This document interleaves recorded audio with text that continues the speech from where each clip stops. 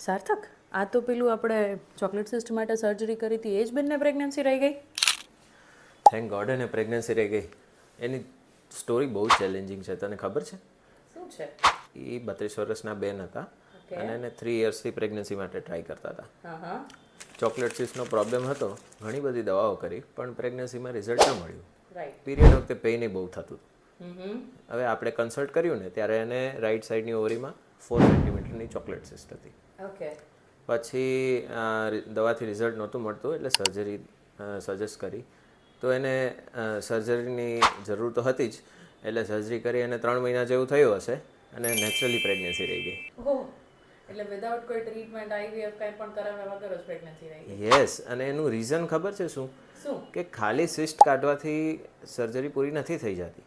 Chocolate સિસ્ટની સર્જરીમાં ઘણી બધી જગ્યાએ રેક્ટમ ને બધું ચોટેલું હોય છે, જેને આપણે છૂટું પાડવું પડે અને જ્યાં જ્યાં માસિકનો બગાડ જમા હોય એ બધો જ ક્લિયર કરવો પડે. અને એમાં ઘણી બધી એડવાન્સ પ્રોસિજર્સ કરવી પડે, જેના માટે સ્પેશિયલ ટ્રેનિંગ જોઈએ. અને આ પૂરી સર્જરી કરીએ તો જ આવું રિઝલ્ટ મળે, નહીં તો પાછું ને પાછું એ થયા કરે. ઓકે, એટલે એવું હોય કે ચોકલેટ સિસ્ટના સર્જન્સ અલગ હોય?